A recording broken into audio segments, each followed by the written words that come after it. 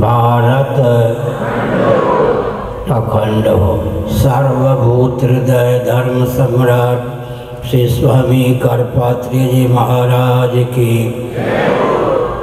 श्री जगन्नाथ महाप्रभु की, श्री बलभद्र महाप्रभु की, भगवती सुभद्रा देवी की। हर हर महादेव। गोविंद जय जय गोपाल जय जय।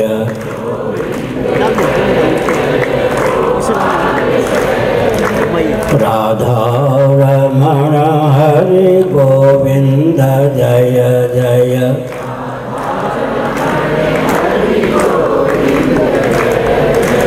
श्री कृष्ण गोविंद हरे मुरारे।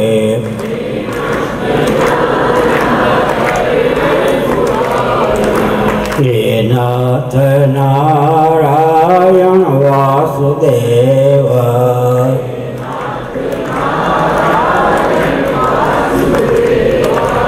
गोविंद जय जय गोपाल जय जय।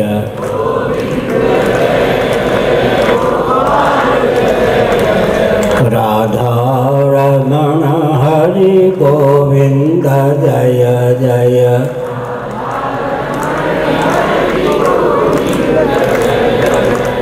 गोविंद जय जय गोपाल जय जय।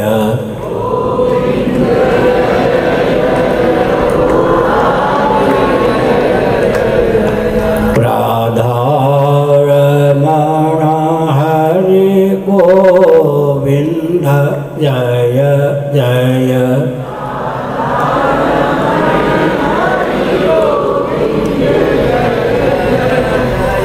गोविंद जय जय गोपाल जय जय।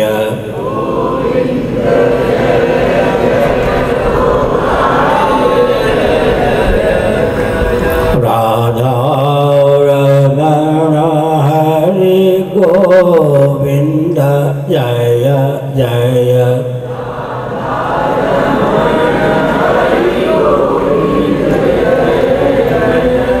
श्री वृंदावन बिहारी लाल की जय।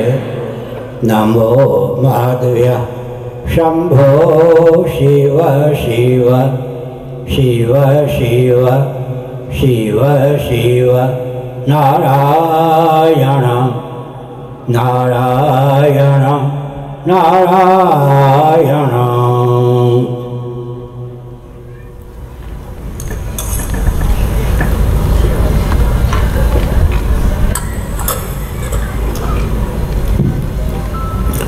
समुपस्थित समादरणीय संत वृंद,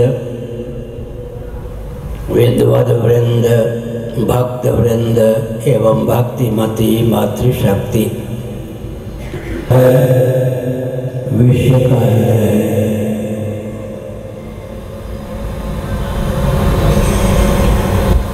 भारत नदी गंगा और यमुना के मध्य का क्षेत्र विशेष रूप से आस्था का केंद्र है।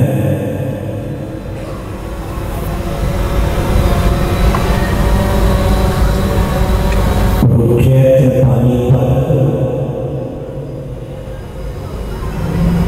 ऐतिहासिक धरातल पर धर्मभूमि से सहिष्णुता और वीरता को लेकर विश्व स्तर पर ख्यापित है।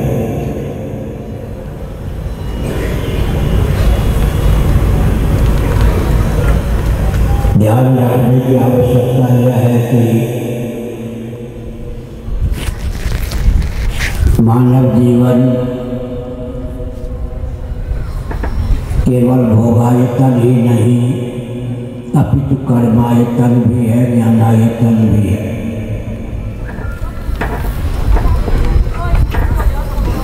भक्ति, विरक्ति, भगवत प्रबोध तीनों को प्राप्त करने में मनुष्य समर्थ सिद्ध हो सकता है।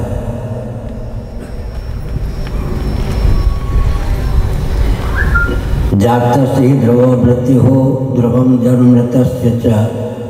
श्रीमद् भगवद गीता में भगवान श्री कृष्णचंद्र परमानंद कंस सुधासन मदन मोहन का यह वचन है, जिसका जन्म हुआ है उसका नाश सुनिश्चित है। लेकिन मनुष्य होकर भी जो अकृतार्थ होकर देहत्याग करता है उसका जन्म भी सुनिश्चित है।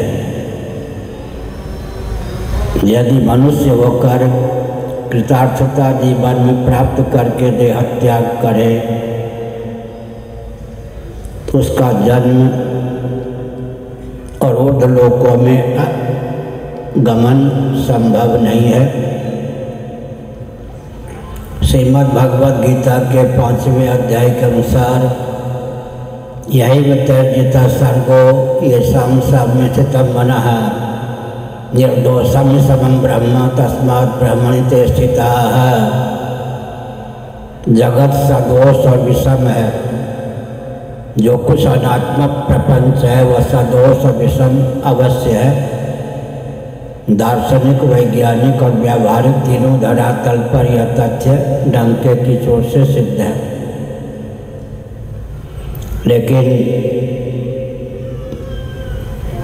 जो व्यक्ति परमात्म तत्व का विज्ञान प्राप्त कर मृत्यु, जड़ता, दुख से अतिक्रांत आत्मा को आत्मा के रूप में जानकर देहत्याग करता है, उसे जन्म की प्राप्ति नहीं होती। लोकांतरों में पूरी अष्टक संजीव कला का गमन नहीं होता। मांडुक्य कारिका के माध्यम से श्री गौड़पादाचार्य महाभाग ने इस तथ्य को उद्भाषित किया कि उपाय स्ववताराय, यह जो सृष्टि है सृष्टा परमात्मा के स्वरूप में मन को सन्निहित करने के लिए है। जब तक सच्चिदानंद स्वरूप सर्वेश्वर में मन समाहित नहीं होता, विलीन नहीं होता, तन्मयता को प्राप्त नहीं होता, तब तक जीव का कल्याण होता ही नहीं। जो अपने आप को अनीश्वरवादी कहते हैं, डंके की चोट से वे कहना चाहते हैं कि ईश्वर नहीं है। उनको समझना चाहिए कि उनकी चाह का जो सचमुच में विषय है उसी का नाम ईश्वर है। हर प्राणी की भावना है कि मृत्यु से अतिक्रांत जीवन प्राप्त हो, जहाँ मौत की छाया भी न पहुँच सके। मृत्युंजय अमृत स्वरूप नित्य सद्रूप होकर मैं शेष रह सकूं। जड़ता, अज्ञता, मूर्खता, नासमझी से अतिक्रांत चिद्रूप ज्ञान स्वरूप होकर मैं शेष रह सकूं। दैहिक, दैविक, भौतिक त्रिविध ताप से अतिक्रांत आनंद स्वरूप होकर मैं शेष रह सकूं। एक वैज्ञानिक तथ्य है कि यदि विश्व में जल का अस्तित्व न होता, पानी का अस्तित्व न होता, किसी को प्यास नहीं लगती। प्यास लगने का अर्थ होता है कि पानी का अस्तित्व अवश्य है। यदि विश्व में भोज्य पदार्थ, अन्न, भोजन का अस्तित्व न होता, किसी प्राणी को भूख नहीं लगती। भूख का लगना डंके की चोट से तथ्य को उद्भाषित करता है कि भोजन या अन्न का अस्तित्व है। वैसे ही यदि सच्चिदानंद तत्व न होता, मृत्यु, जड़ता, दुख से अतिक्रांत भगवत तत्व का अस्तित्व ही न होता, तो प्रत्येक प्राणी की चाह का विषय सच्चिदानंद न होता। बृहदारण्यक उपनिषद के अनुसार इस तथ्य पर विचार करना चाहिए। असतो मां सद्गमय तमसो मां ज्योतिर्गमय मृत्योर्मा अमृतम गमय। एक साधक मुमुक्षु भगवान की प्रार्थना करता है, हे प्रभु मेरे जीवन में उस बल और वेग का संचार कर दो जो कुछ अनित्य है, नश्वर है, क्षणभंगुर है, परिवर्तनशील है, असत है, उससे अतिक्रांत होकर सदरूप होकर शेष रह सकूं, मृत्युंजय होकर नित्य होकर शेष रह सकूं। हे प्रभु मेरे जीवन में उस बल और वेग का दान कर दो जो कुछ जड़ है, अचित है, भाष्य है, अज्ञान है, उससे अतिक्रांत होकर चिन्मात्र होकर ज्ञान स्वरूप होकर मैं शेष रह सकूं। जो कुछ वेदना है, ताप है, पीड़ा है, दुख है, उससे अतिक्रांत होकर आनंद मात्र होकर आनंद स्वरूप होकर मैं शेष रह सकूं। यह कोरी कल्पना नहीं है। मन को समाहित करके सुनिए। हमको आपको भगवत कृपा से गाढ़ी नींद सुलभ होती है। निर्विकल्प समाधि का विकल्प गाढ़ी नींद है। जिनको निर्विकल्प समाधि सुलभ नहीं होती, कदाचित उन्हें गाढ़ी नींद भी सुलभ न हो तो पागल हुए बिना वो न रहें। साधनहीन प्राणियों पर अनुग्रह करने की भावना से भगवान ने निर्विकल्प समाधि के विकल्प के रूप में सुषुप्ति की संरचना की है। गाढ़ी नींद का वेग कम्युनिज्म पर, भौतिकवाद पर पानी फेर देता है। ध्यानपूर्वक सुनिए। चेतना विशिष्ट शरीर को ही भौतिकवादी कम्युनिज्म की धारा में बहने वाले आत्मा मानते हैं, लेकिन जब गाढ़ी नींद की आवश्यकता होती है, गाढ़ी नींद का वेग सुलभ होता है, शरीर को भी भुलाकर सोने की भावना का उद्रेक होता है। यहाँ तक इंद्रियों को भी हम भुलाकर सोना चाहते हैं। मन बुद्धि चित्त अहंकार संयक अंतःकरण को भी भुलाकर सोना चाहते हैं। प्राण बहुत प्यारा है, लेकिन प्राण स्पंदन को भी भुलाकर सोने की भावना का उद्रेक होता है। विषय जन्य आनंद हमको बहुत प्रिय हैं, लेकिन विषय जन्य आनंद प्रिय मोद और प्रमोद को भी भुलाकर गाढ़ी नींद की भावना का हमारे हृदय में उद्रेक होता है। इसका अर्थ क्या होता है?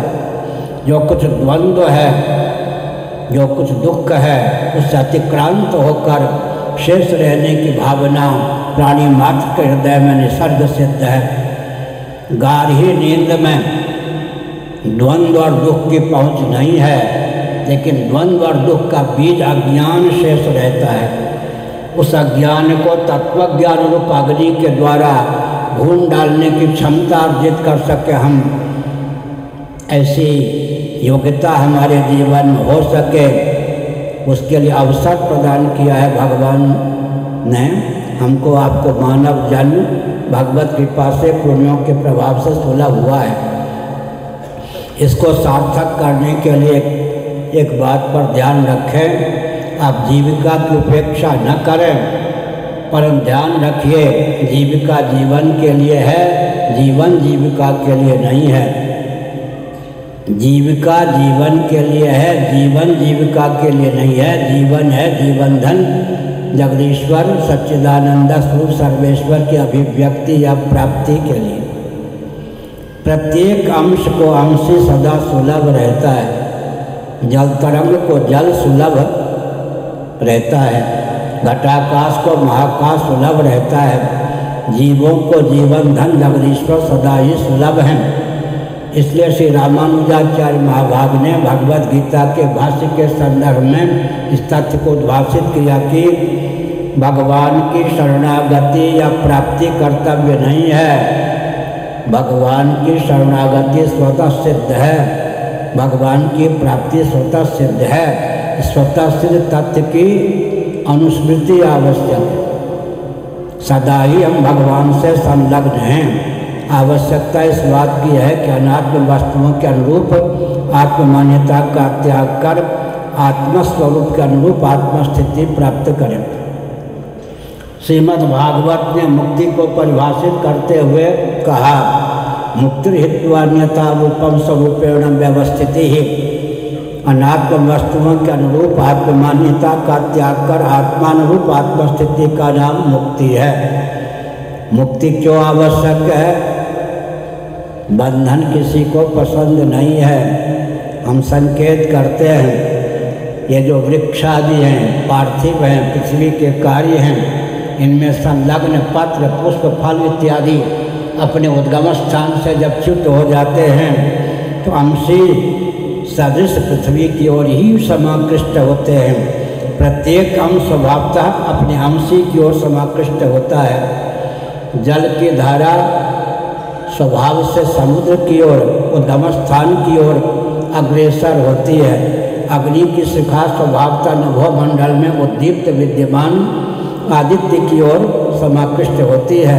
व्यष्टि प्राण पवन समष्टि प्राण पवन की ओर ही समाकृष्ट होता है। घटगत आकाश महाकाश से एकीभूत होने के लिए सदा उद्यत रहता है। इन दृष्टांतों के बल पर डंके की चोट से यह तथ्य सिद्ध है कि प्रत्येक अंश स्वभावतः अपने अंशी की ओर समाकृष्ट होता है।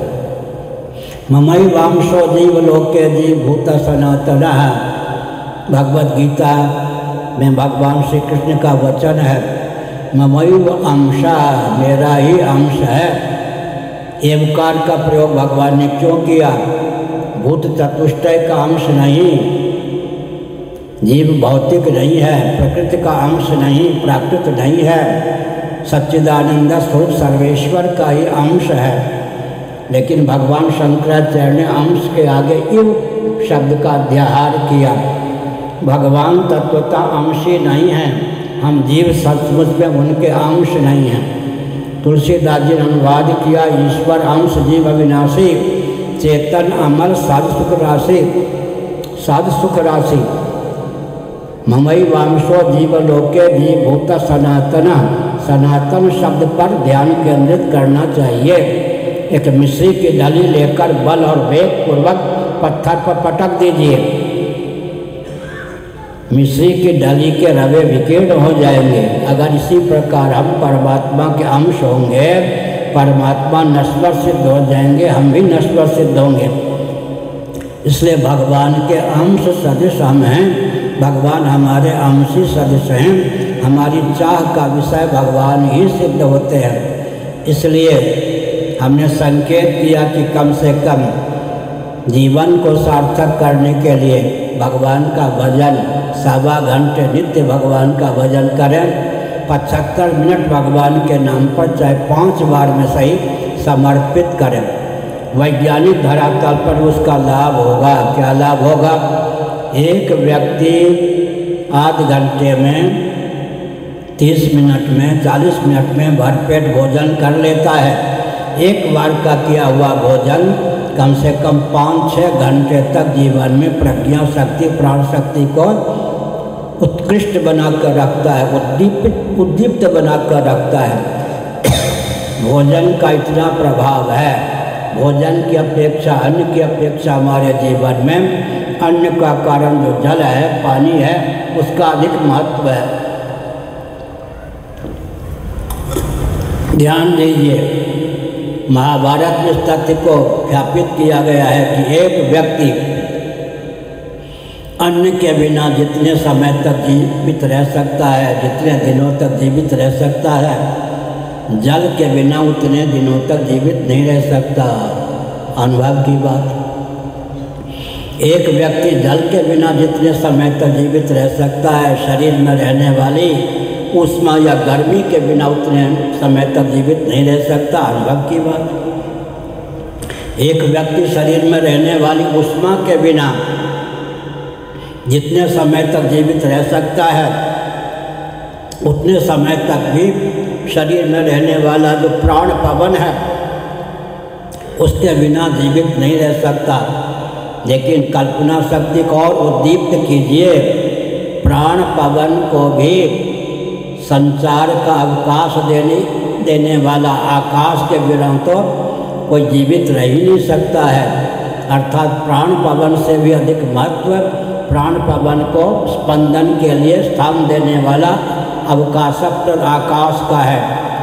लेकिन दार्शनिक धरातल पर, वैज्ञानिक धरातल पर, व्यावहारिक धरातल पर पृथ्वी पृथ्वी के लिए नहीं, पानी पानी के लिए नहीं, प्रकाश प्रकाश के लिए नहीं, अर्थात तेज तेज के लिए नहीं, वायु वायु के लिए नहीं, आकाश आकाश के लिए नहीं, ये सब परार्थ हैं। चटाई चटाई के लिए नहीं, खटाई खटाई के लिए नहीं, मलाई मलाई के लिए नहीं। इसी प्रकार पृथ्वी पृथ्वी के लिए नहीं, जल जल के लिए नहीं, अग्नि अग्नि के लिए नहीं, वायु वायु के लिए नहीं, आकाश आकाश के लिए नहीं, ये सब परार्थ हैं। परार्थ का अर्थ होता है स्वप्रकाश परमात्मा स्वरूप जीवात्मा के शेष हैं। जीवात्मा शेषी है, शेष होकर संसार व्यवस्थित है, हम शेषी हैं। श्री रामानुज संप्रदाय में शेष और शेषी शब्द का बहुत प्रयोग होता है। जगत शेष है, हम जीवात्मा शेषी हैं। इसका अर्थ क्या हुआ? शेषी होकर के शेष की दास्ता न मोल लें, शेषी होकर के शेष की दास्ता न मोल लें। बहुत बढ़िया तथ्य भगवान शंकराचार्य महाभाग ने छांदोग्य सूत्र के 8वें अध्याय के भाष्य के संदर्भ में उद्भाषित किया। प्रायः लोगों को भ्रम होता है, हम विरक्त हो जाएंगे, अनासक्त हो जाएंगे। घर में रहकर भी जनक जी अनासक्त थे, विरक्त थे। व्यास वशिष्ठ आदि गृहस्थाश्रम में रहकर भी विरक्त थे। विरक्त हो जाएंगे, अनासक्त हो जाएंगे तो मानो भोग से वंचित रह जाएंगे। इस भ्रम को दूर करने की आवश्यकता है। जिसमें हम समासक्त होते हैं उसके हम अधीन हो जाते हैं। आसक्ति जो है अधीनता का द्योतक है। जिससे हम विरक्त होते हैं उसके हम अधिपति हो जाते हैं। फिर से सुनिए, जिसमें हम समासक्त होते हैं उसके हम अधीन हो जाते हैं। आसक्ति जो है अधीनता का द्योतक है, उद्भाषक है। जिससे हम विरक्त होते हैं उसके हम अधिपति हो जाते हैं। आज देवराज इंद्र के पद पर कौन प्रतिष्ठित है? मर्त्यलोक में, बृहद भारत में, सतकुल में 100 अश्वमेध याग में अधिकृत थे। विधिवत उन्होंने शास्त्र सम्मत विधा से 100 अश्वमेध याग का निर्विघ्नता पूर्वक अनुष्ठान किया, जिसके फलस्वरूप देहत्याग के पश्चात वे आज देवराज इंद्र के पद पर प्रतिष्ठित हैं। हम चाहें तो देहत्याग के बाद देवराज इंद्र भी हो सकते हैं। आज ब्रह्मा जी के पद पर कौन प्रतिष्ठित हैं? जिन्होंने अंग्रह उपासना के बल पर स्वयं को हिरण्यगर्भात्मक ब्रह्मा समझा, वे देहत्याग के बाद आज ब्रह्मा जी के पद पर प्रतिष्ठित हैं। जल संसाधन मंत्री वरुण के नाम के रूप में आज कौन प्रतिष्ठित हैं? कोषाध्यक्ष कुबेर के रूप में कौन प्रतिष्ठित हैं? वे सब के सब बृहद भारत में, सतकुल में, मांत्रिक याग में अधिकृत थे। उन्होंने विधिवत वेदादि शास्त्र सम्मत कर्मकांड उपासना कांड का निर्वाह किया, जिसके प्रभाव से देहत्याग के बाद वे दिक्पाल के रूप में प्रतिष्ठित हुए, कुबेर वरुण इत्यादि के रूप में प्रतिष्ठित हुए, इंद्र के रूप में प्रतिष्ठित हुए, बृहस्पति के रूप में प्रतिष्ठित हुए, यहाँ तक कि वे हिरण्यगर्भात्मक ब्रह्मा के रूप में प्रतिष्ठित हुए।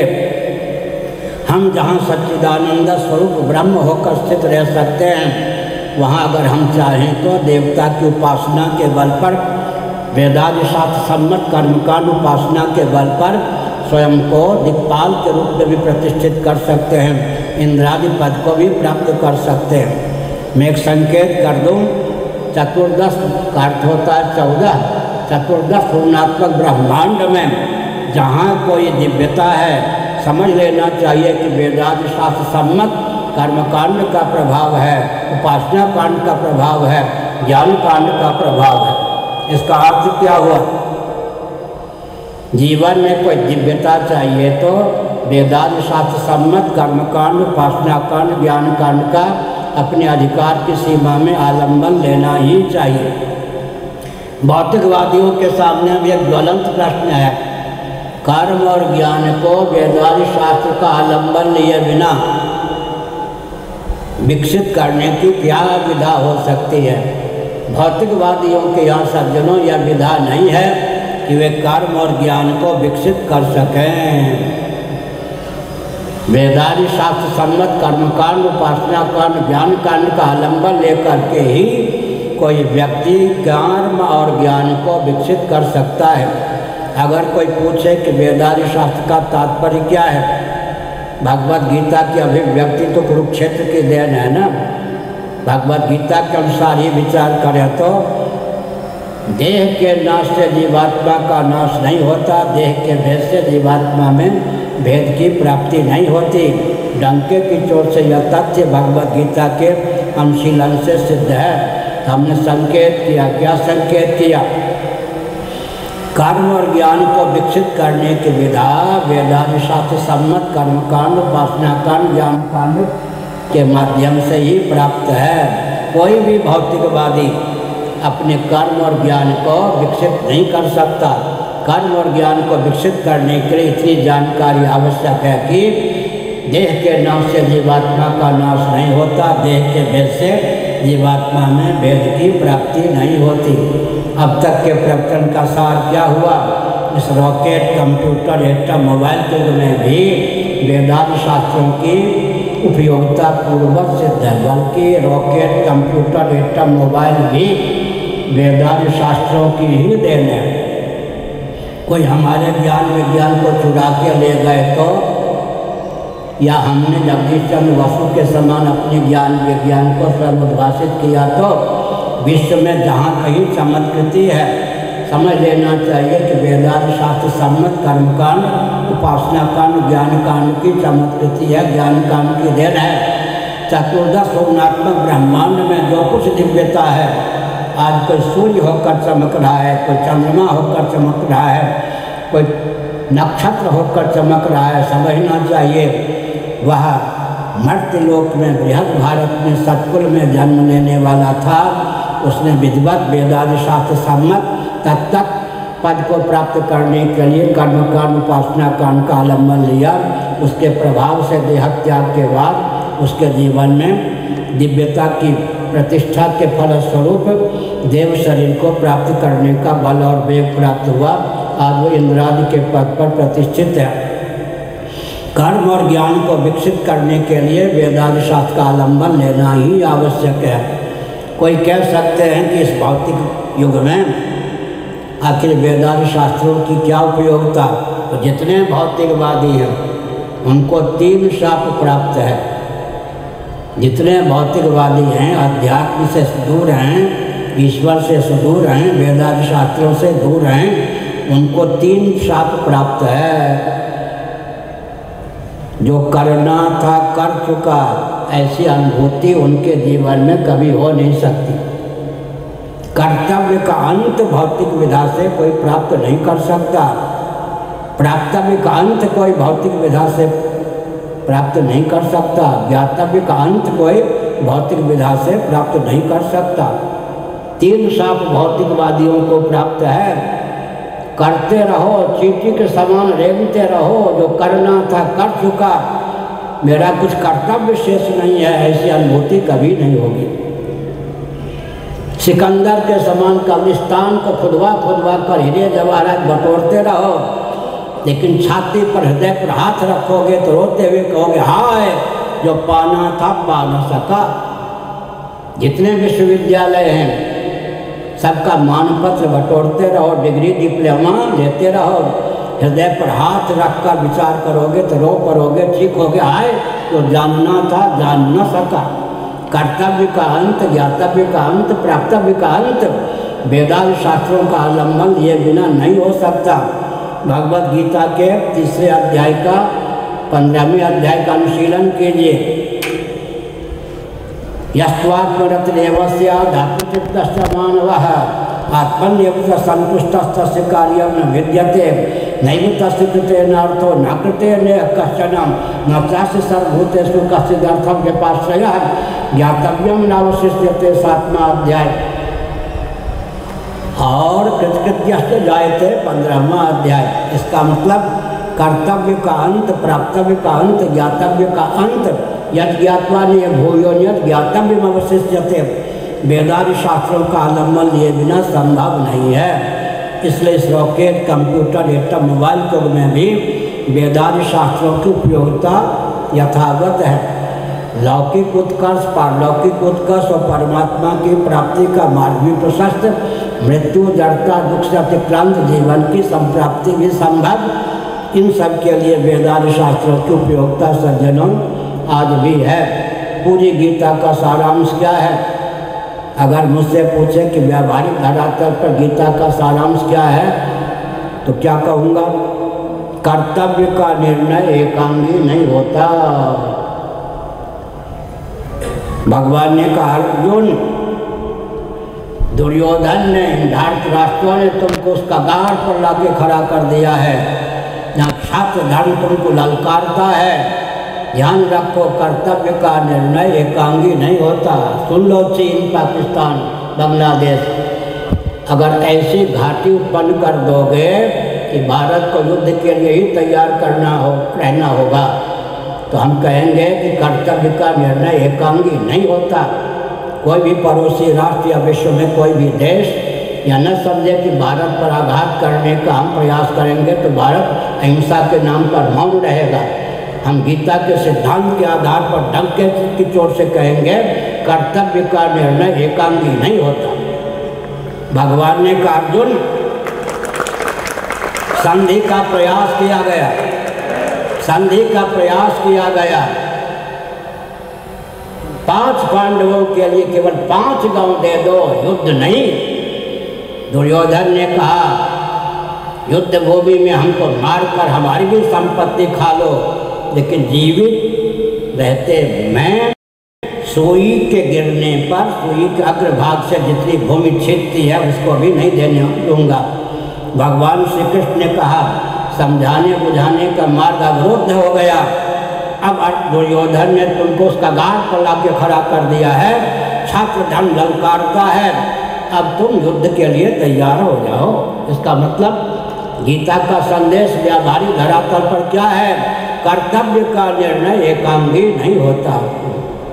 और दार्शनिक धरातल पर गीता का सारांश मैंने पहले बता दिया। देह के नाश से जीवात्मा का नाश नहीं होता, देह के भेद से जीवात्मा में भेद की प्राप्ति नहीं होती। देह के भेद से जीवात्मा में भेद की प्राप्ति नहीं होती। उदाहरण मैं दे रहा हूँ, ध्यानपूर्वक सुनिए। आप बिस्तर पर लेट गए, नींद आ गई, स्वप्नावस्था में आपको एक शरीर प्राप्त हुआ व्यवहार संपादन के लिए। उस शरीर से आपने व्यवहार प्रारंभ कर दिया स्वप्नावस्था में। एक साथ 2 शरीर की प्राप्ति हो गई या नहीं?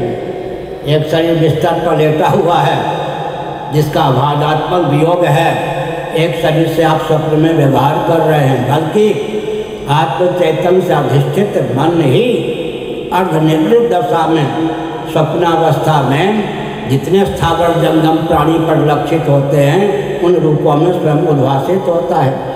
स्वप्नावस्था हम स्वयं ही मनोयोग से स्थावर जंगम प्राणी शरीर के रूप में उल्लसित होते हैं। हमारा विराट स्वरूप स्वप्नावस्था में अभिव्यक्त हो जाता है।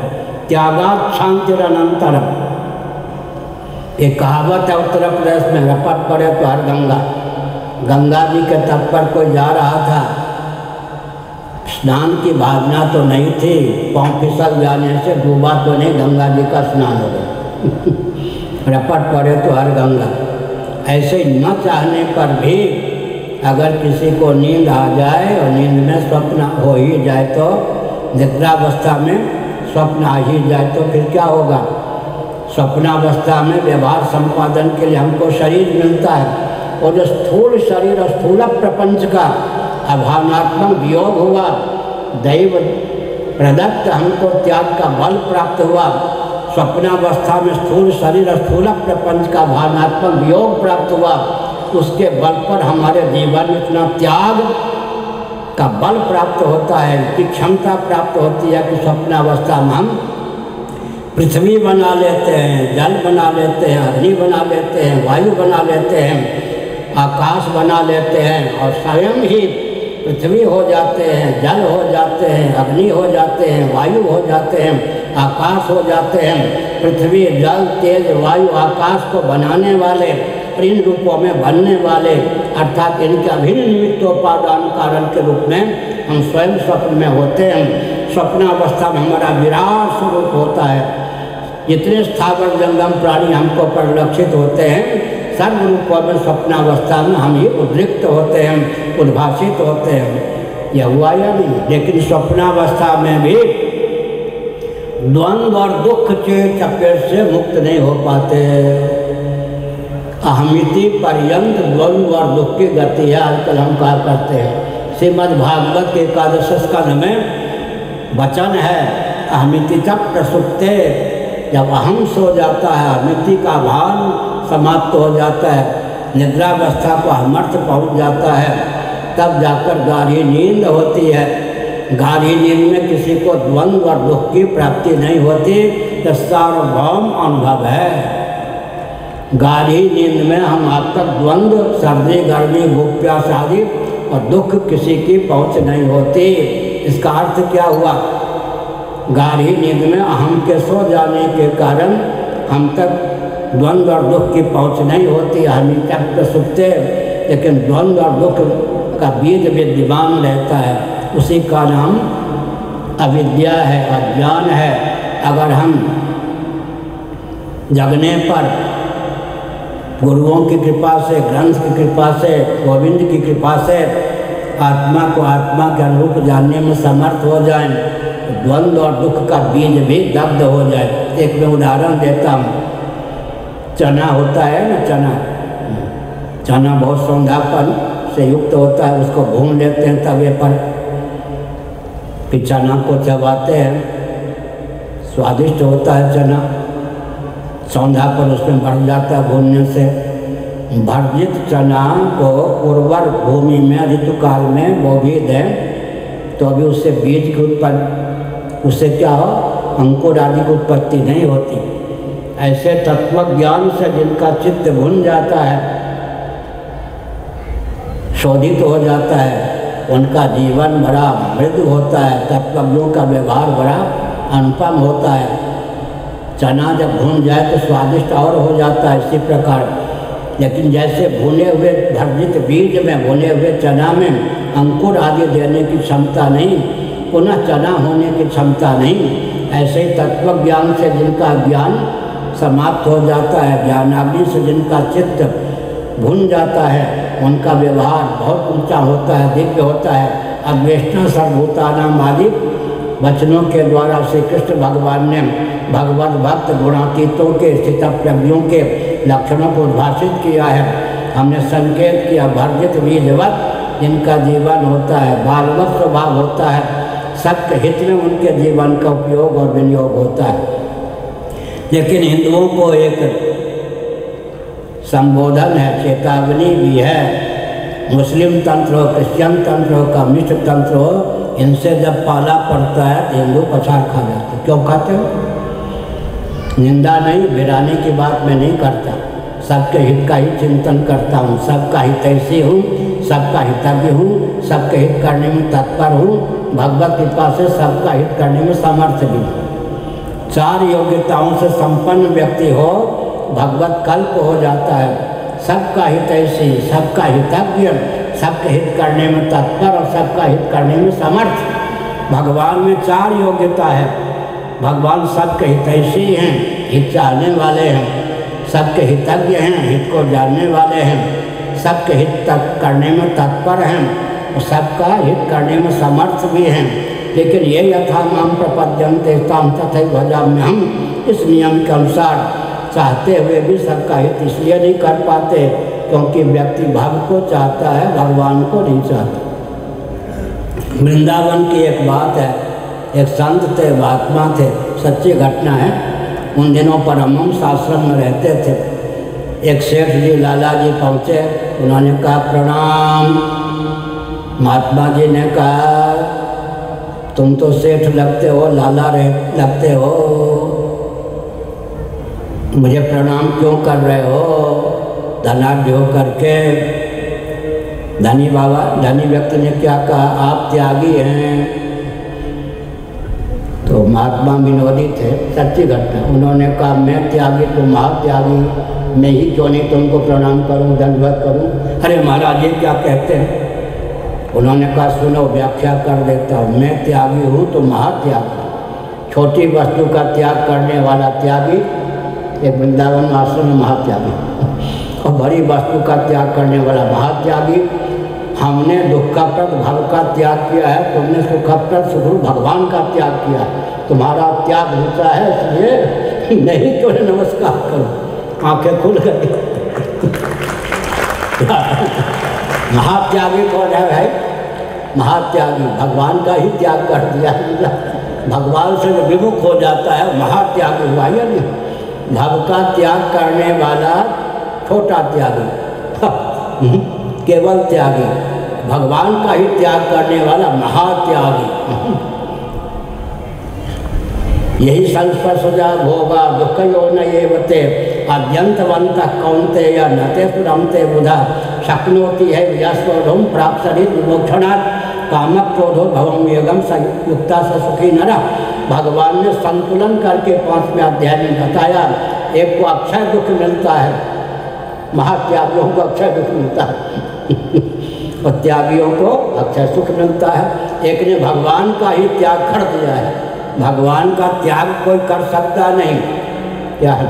घटाकाश महाकाश का त्याग कैसे करेगा? जल तरंग चाहे भी तो जल का त्याग कैसे करेगा? लेकिन भगवान की उपेक्षा कर देना, भगवान का भजन न करना, मनुष्य जीवन प्राप्त होने पर भी भगवान में मनोनिवेश न करना, यही मानो भगवान का त्याग हो गया।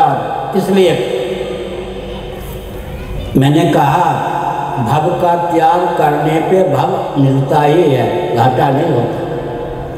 5-7 दिन पहले मैंने क्या कहा था? जो जिससे अनासक्त होता है, विरक्त होता है, वो उसका अधिपति हो जाता है। हम लोग घाटे में हैं क्या?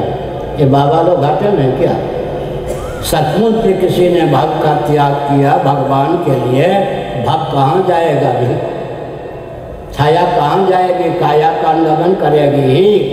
भव का त्याग करने वाला, भगवान के नाम पर भव का त्याग करने वाला भव को तो प्राप्त कर ही लेगा, भव का अधिपति हो जाएगा। और भगवान का त्याग करने वाला भव के नाम पर भव के अधीन हो जाएगा। आपूर्यमान मतलब प्रतिष्ठम समुद्र माप प्रविशंत यदवत तद्वत कामायम प्रविशंत सर्वे सशांति माप्नोति न काम कामी। इसका अनुवाद किया तुलसीदास जी ने। जिम सरिता सागर मह जाहि यद्यपिता ही कामना नाही, किम सुख संपत्ति बिनहि बुलाए धर्मशील पम जाहि सुहाए। समुद्र अपनी महिमा में प्रतिष्ठित रहता है, बहुत ऊंची बात है। आप स्टेशन पर जाइए, एक लिखा हुआ मिलेगा इतने मीटर की ऊंचाई, कहाँ से मापदंड? समुद्र के सतह को ही प्रमाण मानकर माउंट एवरेस्ट की या अमुक स्टेशन की इतनी ऊंचाई लिखते हैं या नहीं? ऐसे ही प्रश्न होता है। आपूर्यमान मतलब प्रतिष्ठम समुद्र मापा, समुद्र अपने आप में सबसे नीचा, समुद्र का स्तर नीचा है, ऊपर की जो भी जल धारा है वहाँ जाने के लिए अपने को तृणादक सुनीचे ना, नीचा रखना क्या है? सबका विलय स्थान होना, अहंकार होना क्या हुआ जी? अहंकारी जो होता है सबकी लात खाता है, जो अपने आप को नीचा रखता है सबका विलय स्थान हो जाता है। समुद्र ने अपने आप को नीचा रखा है और भरपूर है, कामना नहीं है जल की, लेकिन कामना न होने पर भी जो ऊर्ध्व जलधाराएँ हैं उसमें प्राप्त होने के लिए, उसके अग्रसर होने के लिए, उन्मुख होने के लिए बाध्य हैं। तो जो संत महात्मा होते हैं या घर में रह कर के भी अनासक्त होते हैं, वो घाटे में नहीं रहते, क्योंकि अनासक्त जो होता है जिन जिन विभूतियों से संपदाओं से अनासक्त होता है उनका वो अधिपति हो जाता है। जो ब्रह्मलोक तक से वैराग्य होता है वो ब्रह्मलोक का भी नियामक हो जाता, अधिपति होता है। श्रीमन नारायण जो है वो ब्रह्मा जी और ब्रह्मलोक के भी नियामक हैं या नहीं? श्रीमन नारायण ब्रह्मलोक और ब्रह्मा जी के भी नियामक हैं। देवराज इंद्र अवर जितने देवी देवता हैं उन सब के नियामक हैं। अब तक के प्रवचन का सार क्या निकला? भगवान के भजन के लिए जीवन समर्पित होना चाहिए। मैं संकेत कर दूँ, यत् करोसि यदश्नासि यत् जोहोसि ददासि यत् तपस्यसि कौन्तेय तत्पुरुषमदर्पणम्। घाटा कुछ नहीं है। तदर्थे खिल चेष्टितम श्रीमद्भागवत एकादश स्कंध। सनातन धर्मी जो आप हैं, हम हैं, हमारे यहाँ भोजन क्यों बनता है और भोजन क्या बनना चाहिए दोनों में? अगर घर में बाल गोपाल हैं, राम जी हैं, बुरा ना मानो, हरियाणा है, तो प्याज लहसुन वाली सब्जी देंगे राम जी को, कृष्ण जी को, तो फिर कैसे पाएंगे? मुझे मालूम है, मैं हरियाणा में बहुत रहा हूँ, समझ गए। लहसुन प्याज वाली सब्जी राम जी को, कृष्ण जी को देंगे तो स्वयं कैसे पाएंगे भाई? भोग लगा के ही पाएंगे ना, तो वही निवेदित भोजन करिए। हमने संकेत किया हमारे यहाँ वही भोजन बनना चाहिए जो भगवान राम कृष्ण इत्यादि सात्विक गुणातीत देवी देवता हैं उनको लगाने योग्य। समझ गए ना? भगवान को निवेदित करने योग्य सामग्री ही हमारे यहाँ चौका में जाए और बने, उसी का हम आस्वादन करें। सच्ची घटना है, एक प्रतिष्ठित व्यक्ति आए वृंदावन के, लोगों ने समझा कि बहुत धनाढ़ हैं, तो क्या बिहारी जी का भोग उन दिनों सामान्य होता था, होटल का भोजन ला के दे दिया। चाहते उन्होंने कहा भगवान का भोग हो ही नहीं सकता। समझ गए? भगवान के भोग का स्वाद ही अलग होता है। भगवान को लगे हुए भोग का स्वाद अलग होता है, होटल के भोजन का स्वाद अलग होता है। एक महात्मा थे निमसारण दंडी स्वामी, कहते थे हिंदू होटल का अर्थ क्या है? हिंदू होटल। हिंदू होटल को हो इधर कर, हिंदू हो तो टल, माने वहाँ मुँह दूठा मत कर। इसका अर्थ क्या हुआ? हमने संकेत किया आहार विहार पर संयम होना चाहिए। युक्ताहार विहारस्य, आहार विहार पर संयम होना चाहिए, खान पान पर संयम होना चाहिए। जहाँ देखो वहाँ मुँह दूठा कर लेना उचित नहीं। हमारे यहाँ भोजन बनता है ठाकुर जी को भोग लगाने की भावना से, है या नहीं? हम सोते कब हैं? ठाकुर जी को, देवी देवताओं को योग निद्रा लाभ करा के हम सोते हैं। तदर्थे खिल चेष्टितम, हम जगते क्यों हैं जी? देवी देवता को योग निद्रा से जगाने के लिए जगते हैं। हम स्नान क्यों करते हैं? ठाकुर जी को स्नान कराने की पात्रता अर्जित करने के लिए करते हैं। हमारे यहाँ पार्थ परमार्थ की सिद्धि के लिए है व्यवहार, पुरुषोत्तम परमात्मा तक पहुँचने के लिए व्यवहार, व्यवहार के लिए नहीं, स्वार्थ के लिए नहीं। इसलिए बहुत बढ़िया तुलसीदास ने लिखा, नीति प्रीत स्वार्थ और परमार्थ में सामंजस्य साधिए। भगवान राम के जीवन की विशेषता क्या है सज्जनों? नीति प्रीत स्वार्थ और परमार्थ में सामंजस्य। नीति प्रीत स्वार्थ परमार्थ कौन राम सम, या राम बिन जान यथारथ। अगर व्यवहार को उज्ज्वल करना है, बहुत कठिन घाटी है। प्रेम के जो दीवाने होते हैं वो नीति का ध्यान नहीं रखते, मर्यादा का ध्यान नहीं रखते। और नीति के जो दीवाने होते हैं प्रेम का ध्यान नहीं रखते। होना क्या चाहिए? जीवन को सुव्यवस्थित करने के लिए नीति और प्रीति में सामंजस्य होना चाहिए। व्यवहार में उतारिए इन चीज़ों को, नीति और प्रीति में सामंजस्य होना चाहिए। क्या? नीति और प्रीति में सामंजस्य होना चाहिए। स्वार्थ और परमार्थ में सामंजस्य होना चाहिए। जो व्यक्ति नीति और प्रीति में सामंजस्य साधने में माहिर है, दक्ष है, स्वार्थ और परमार्थ में सामंजस्य साधने में दक्ष है, उसका लौकिक उत्कर्ष भी होता है, पारलौकिक उत्कर्ष भी होता है, उसे परमात्मा की प्राप्ति का मार्ग भी प्रशस्त होता है। अब करें क्या? ये सब तो करने के लिए हमने कहा, फिर भी कम से कम एक हिंदू परिवार 1 घंटा रोज निकाले। संयुक्त परिवार का विलोप हो जाने पर भी, संयुक्त परिवार विखंडित हो जाने पर भी, एक हिंदू परिवार में 5 व्यक्ति तो औसतन होते हैं, माता पिता 2-3 बाल गोपाल सब में। एक हिंदू परिवार से 1 घंटा में 60 मिनट रोज निकले और 1 रुपया रोज निकले, आजकल असंभव है क्या? हरियाणा में तो असंभव नहीं है, कहीं भी नहीं। कल्पना कीजिए 9 हिंदू परिवार इतना दरिद्र है, गरीब है नहीं कि वो 1 रुपया रोज भी नहीं निकाल सकता। 10वां व्यक्ति बंदा खड़ा हो जाए, 9 परिवार के बदले 9 रुपया, अपने परिवार के बदले 1 रुपया, तो अभी तो महीना में उसके 300 ही खर्च होंगे।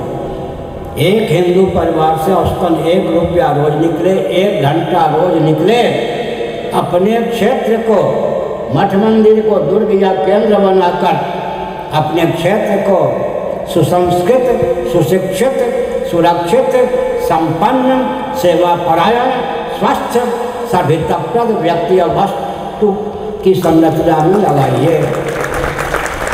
एक हिंदू परिवार से 1 रुपया 1 घंटा नित्य निकले, मठ या मंदिर को केंद्र बनाकर, ना हो तो अपने घर को ही केंद्र बनाकर कम से कम उस रुपये का, उस समय का उपयोग अपने क्षेत्र को बुलंद करने में कीजिए, जितना भी हो सकता है या नहीं। मुसलमान कम से कम अगर गिरे हुए नहीं हैं तो कहते हैं हम मुसलमान होते हुए शेख सैयद मुगल या पठान कुछ और हैं। क्रिश्चियनों में बहुत भेद है, 70 से अधिक भेद क्रिश्चियनों में है, लेकिन हम क्रिश्चियन पहले हैं। कम्युनिस्टों में कई भेद हैं, लेकिन हम वाममार्गी या दक्षिणपंथी बाद में हैं, कम्युनिस्ट हैं। इसी तरह से हम लोगों को समष्टि के साथ व्यष्टि का तालमेल बैठाना चाहिए। हिंदुओं में समष्टि भाव खो गया है, ध्यानपूर्वक सुनिए।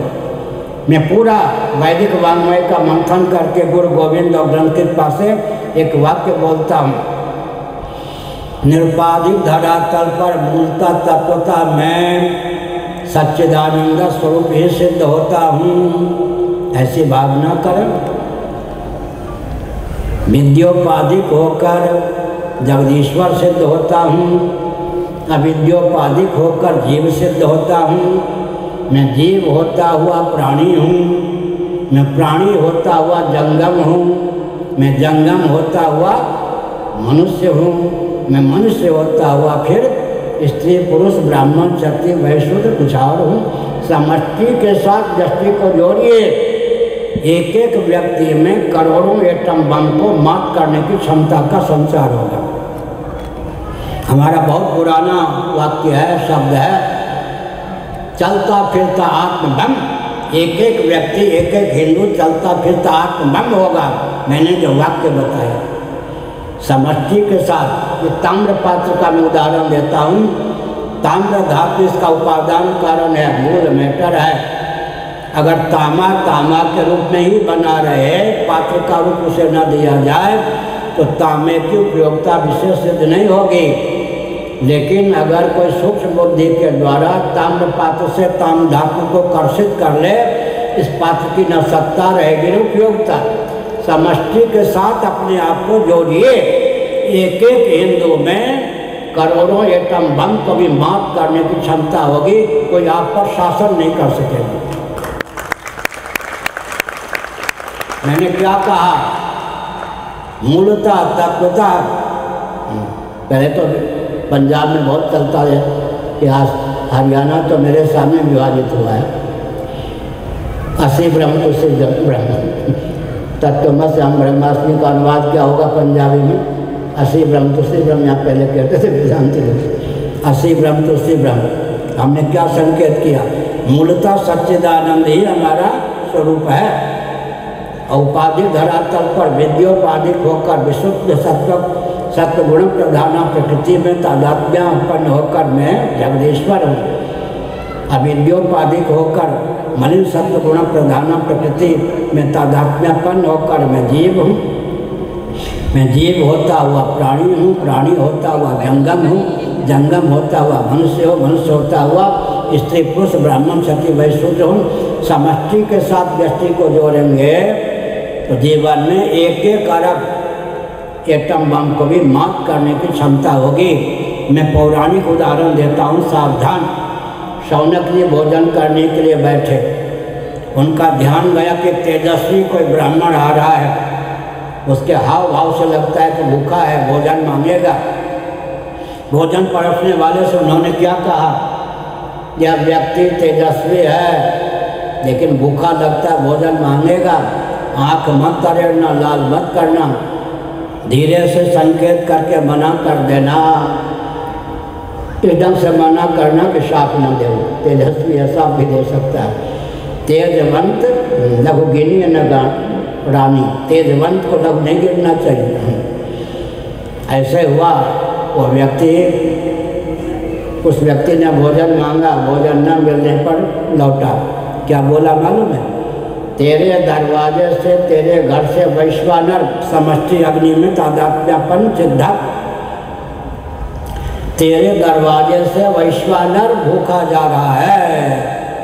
सौनक जी ने कहा बस बस आप मत दीजिए, आइए मैं आपको अपने सामने बैठाकर भोजन कराता हूँ। आपकी निष्ठा को जानने के लिए मैंने यह अभिनय किया था, आपकी तेजस्विता सिद्ध करती है कि आप उपासक हैं। तेरे दरवाजे से वैश्वानर आज भूखा जा रहा है। इसका मतलब क्या होगा, समष्टि से तादात्म्यपन। सुनिए, हम पर आप पर कोई शरीर की दृष्टि से आपत्ति आवे, वेदांत प्रस्थान के अनुसार भले ही सर्वात्मा समझते हो, शरीर को लेकर भागना चाहेंगे। इतनी बात समझ में आ गई। कोई आपत्ति आवे तो शरीर को लेकर भागना चाहेंगे। विचार के बल पर समष्टि से तादात्म्यपन एकीभूत समझते हुए भी आपत्ति आएगी तो शरीर को लेकर भागना चाहिए। और ब्रह्मा जी पे कोई आपत्ति आ जाए तो ब्रह्मा जी कहाँ भागेंगे, ध्यान गया? ब्रह्मा जी कहाँ भागेंगे जी, ध्यान गया? हमको भूख लगेगी तो भोजन हमारे शरीर के बाहर होगा या नहीं, और हमको प्यास लगेगी तो पानी कहाँ होगा? और ब्रह्मा जी को भूख लग जाए तो उनके शरीर के बाहर तो भोजन मिलेगा उन्हें, ध्यान गया? और ब्रह्मा जी को प्यास लग जाए तो इसका मतलब ब्रह्मा जी को भूख लगती होगी क्या?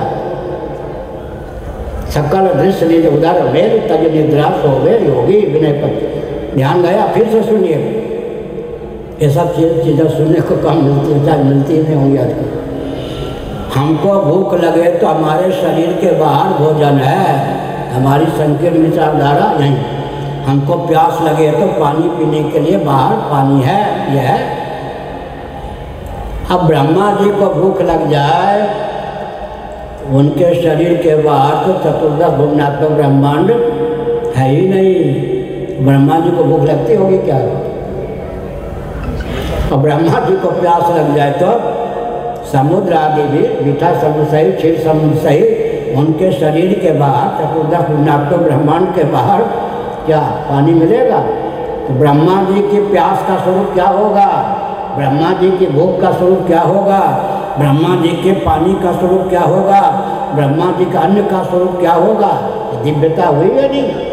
तो हमने क्या संकेत किया, हम पर कोई विपत्ति आ जाए शरीर को छोड़ के भागना चाहेंगे, और ब्रह्मा जी पर कोई विपत्ति ही आ जाए, प्रलय का ही समय आ जाए, ब्रह्मा जी कहाँ भागेंगे? भागेंगे क्या? भागने के लिए कोई ठिकाना मिलेगा? हमने संकेत किया समष्टि से तादात्म्यपन जो होता है। अब उदाहरण दे रहा हूँ और 10 मिनट की सीमा में वक्तव्य को विराम भी दूंगा। हो सकता है आपको धूप प्यारी भी हो, धूप घर सताती भी हो। हम तो छाया में बैठे हैं, आप तो धूप में बैठे हैं। वक्ता को श्रोता का भी ध्यान रखना चाहिए। हमने क्या संकेत किया? हमने क्या संकेत किया? हमारा आपका जो जीवन है अपने आप में वसुधैव कुटुंबकम की व्याख्या है। गरुड़ पुराण के अंतिम अध्याय का अंतिम वचन है, भविष्य पुराण में भी यह वचन है, सर्वेषां मंगलम भूयात् सर्वे भवन्तु सुखिनः सर्वे सन्तु निरामयाः सर्वे भद्राणि पश्यन्तु मा कश्चित् दुःख भाग् भवेत्। महोपनिषद का वचन है वसुधैव कुटुंबकम। उदार चरिता नाम तो वसुधैव कुटुंबकम महोपनिषद के 6ठे अध्याय का वचन है। अब गरुड़ पुराण के अंतिम अध्याय का अंतिम श्लोक है, सर्वेषां मंगलम भूयात् सर्वे भवन्तु सुखिनः सर्वे सन्तु निरामयाः सर्वे भद्राणि पश्यन्तु मा कश्चित् दुःख भाग् भवेत्। एक ने हमसे पूछा, अभी 1 महीने के लगभग हो गए हम, ध्यानपूर्वक सुनिए। सर्वे भव सुखिना कहते रहिए सब सुखी हो जाएंगे क्या? आप कहीं पूछा था, ध्यान गया? हम कहेंगे सर्वे भव सुखिना, सर्वेषां मंगलम भूयात्, तो किसी ने प्रश्न कर दिया सब सुखी हो जाएंगे क्या? आप कहते रहिए सर्वे भव सुखिना, सब सुखी हो जाएंगे। जिन पे दुख का पहाड़ टपकता है, टूटना है, टूटता ही रहेगा, दुखी रहेंगे। इसका उत्तर हमने क्या दिया मालूम है? सच्ची बात, मेरी भावना है गंगा जी अविरल निर्मल मौलिक स्वरूप को प्राप्त करें। मैं किसी पार्टी का नहीं हूँ, दल का नहीं हूँ, तो मालूम है राजीव गांधी जी ने विदेशों से प्रेरणा लेकर के भारत में गंदे जल को गंगा इत्यादि नदियों में डलवाना शुरू किया। गंगा तो अंग्रेजों ने निकलवाया था, कि गंदा जल जो डालना शुरू किया बाहर की शिक्षा लेकर। हमने क्या संकेत किया? हमने संकेत दिया क्या संकेत किया हमने? बहुत विचित्र बात है। विचित्र बात क्या है कि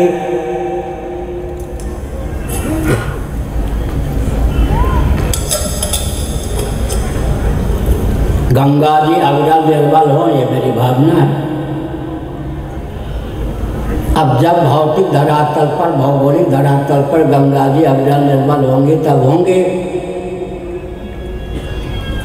हमने हेलीकॉप्टर से उड़ान भर के कहाँ गंगा जी, उत्तराखंड में ही मौलिक स्वरूप गंगा जी का विलुप्त कर दिया गया विकास के नाम। ये विकास के गर्भ से सुई के गिरने पर सुई के अग्रभाग से जितनी भूमि छिदती है उसको भी नहीं देने दूंगा। भगवान श्री कृष्ण ने कहा समझाने बुझाने का मार्ग अवरुद्ध हो गया। अब दुर्योधन ने तुमको उसका गाढ़ पर ला के खड़ा कर दिया है, छात्र धन ललकारता है, अब तुम युद्ध के लिए तैयार हो जाओ। इसका मतलब गीता का संदेश व्यावहारिक धरातल पर क्या है? कर्तव्य का निर्णय एकांगी नहीं होता। और दार्शनिक धरातल पर गीता का सारांश मैंने पहले बता दिया। देह के नाश से जीवात्मा का नाश नहीं होता, देह के भेद से जीवात्मा में भेद की प्राप्ति नहीं होती। देह के भेद से जीवात्मा में भेद की प्राप्ति नहीं होती। उदाहरण मैं दे रहा हूँ, ध्यानपूर्वक सुनिए। आप बिस्तर पर लेट गए, नींद आ गई, स्वप्नावस्था में आपको एक शरीर प्राप्त हुआ व्यवहार संपादन के लिए। उस शरीर से आपने व्यवहार प्रारंभ कर दिया स्वप्नावस्था में। एक साथ 2 शरीर की प्राप्ति हो गई या नहीं? एक शरीर बिस्तर पर लेटा हुआ है जिसका भावात्मक वियोग है, एक शरीर से आप स्वप्न में व्यवहार कर रहे हैं। बल्कि आत्म चैतन्य से अधिष्ठित मन ही अर्धनिद्रित दशा में, स्वप्नावस्था में जितने स्थावर जंगम प्राणी परिलक्षित होते हैं उन रूपों में स्वयं उद्भासित होता है। स्वप्नावस्था हम स्वयं ही मनोयोग से स्थावर जंगम प्राणी शरीर के रूप में उल्लसित होते हैं। हमारा विराट स्वरूप स्वप्नावस्था में अभिव्यक्त हो जाता है। त्यागात् शांतिरनंतरम, एक कहावत है उत्तर प्रदेश में, रपट पड़े तो हर गंगा। गंगा जी के तट पर कोई जा रहा था, स्नान की भावना तो नहीं थी, पाँव फिसल जाने से डूबा तो नहीं, गंगा जी का स्नान हो गया। रपट पड़े तो हर गंगा। ऐसे न चाहने पर भी अगर किसी को नींद आ जाए और नींद में स्वप्न हो ही जाए, तो निद्रावस्था में स्वप्न आ ही जाए तो फिर क्या होगा? स्वप्नावस्था में व्यवहार संपादन के लिए हमको शरीर मिलता है, और जो स्थूल शरीर और स्थूल प्रपंच का अभावनात्मक वियोग हुआ, दैव प्रदत्त हमको त्याग का बल प्राप्त हुआ।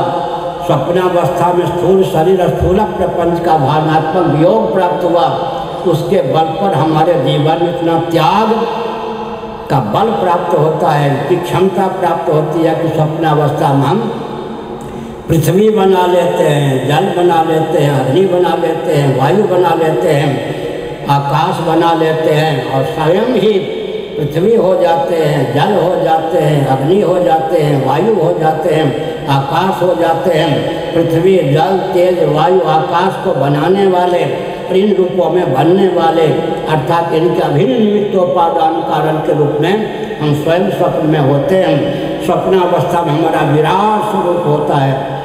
जितने स्थावर जंगम प्राणी हमको परिलक्षित होते हैं सर्व रूपों में स्वप्नावस्था में हम ही उद्रिक्त होते हैं, उद्भाषित होते हैं। यह हुआ या नहीं? लेकिन स्वप्नावस्था में भी द्वंद्व और दुख के चपेट से मुक्त नहीं हो पाते।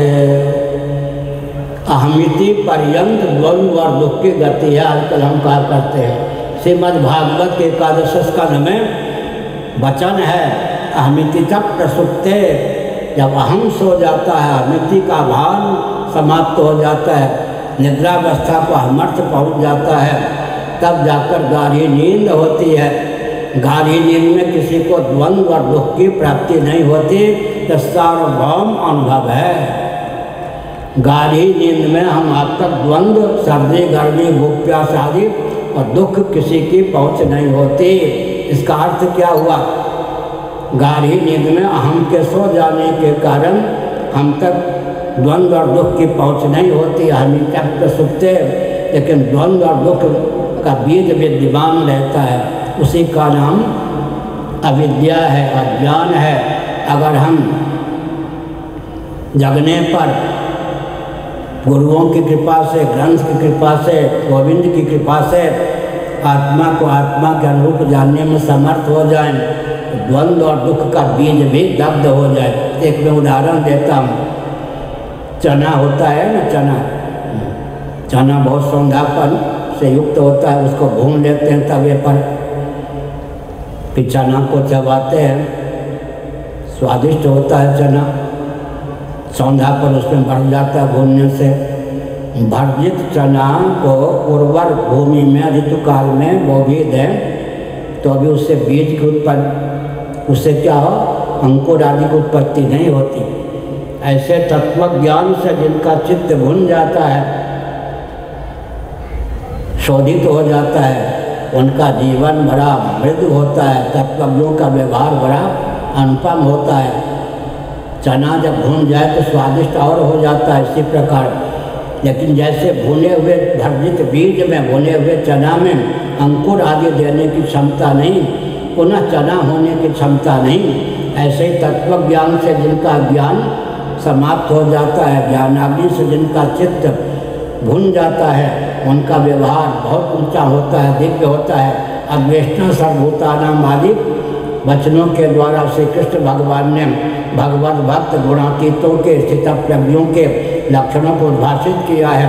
हमने संकेत किया भर्जित बीजवत जिनका जीवन होता है, बालवत स्वभाव होता है, सबके हित में उनके जीवन का उपयोग और विनियोग होता है।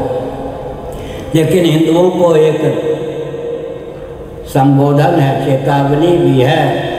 मुस्लिम तंत्र हो, क्रिश्चियन तंत्र हो, कम्युनिस्ट तंत्र हो, इनसे जब पाला पड़ता है तो हिंदू पछाड़ खा जाते। क्यों खाते हो? निंदा नहीं, गिराने की बात मैं नहीं करता, सबके हित का ही चिंतन करता हूँ। सबका हितैषी हूँ, सबका हितज्ञ हूँ, सबके हित करने में तत्पर हूँ। भगवत कृपा से सबका हित करने में समर्थ भी हूँ। 4 योग्यताओं से संपन्न व्यक्ति हो, भगवत कल्प हो जाता है। सबका हितैषी, सबका हितज्ञ, सबके हित करने में तत्पर और सबका हित करने में समर्थ। भगवान में 4 योग्यता है। भगवान सबके हितैषी हैं, हित चाहने वाले हैं, सबके हितज्ञ हैं, हित को जानने वाले हैं, सबके हित तक करने में तत्पर हैं और सबका हित करने में समर्थ भी हैं। लेकिन ये यथा माम प्रपद्यन्ते तां तथैव भजाम्यहम्, इस नियम के अनुसार चाहते हुए भी सबका हित इसलिए नहीं कर पाते क्योंकि व्यक्ति भव को चाहता है, भगवान को नहीं चाहता। वृंदावन की एक बात है, एक संत थे, महात्मा थे, सच्ची घटना है। उन दिनों पर हम आश्रम में रहते थे। एक सेठ जी, लाला जी पहुँचे, उन्होंने कहा प्रणाम। महात्मा जी ने कहा तुम तो सेठ लगते हो, लाला लगते हो, मुझे प्रणाम क्यों कर रहे हो धनाढ्य हो करके? धनी बाबा, धनी व्यक्ति ने क्या कहा, आप त्यागी हैं। तो महात्मा विनोदी थे, सच्ची घटना। उन्होंने कहा मैं त्यागी तो महात्यागी, मैं ही क्यों नहीं तो उनको प्रणाम करूं, दंडवत करूं। अरे महाराज ये क्या कहते हैं? उन्होंने कहा सुनो व्याख्या कर देता हूँ। मैं त्यागी हूँ तो महात्यागी, छोटी वस्तु का त्याग करने वाला त्यागी एक वृंदावन आश्रम में महात्यागी, और बड़ी वस्तु का त्याग करने वाला महात्यागी। हमने दुखप्रद भव का त्याग किया है, तुमने सुखप्रद सुखरूप भगवान का त्याग किया है। तुम्हारा त्याग ऊँचा है, इसलिए नहीं तो नमस्कार करो। आंखें खुल गई।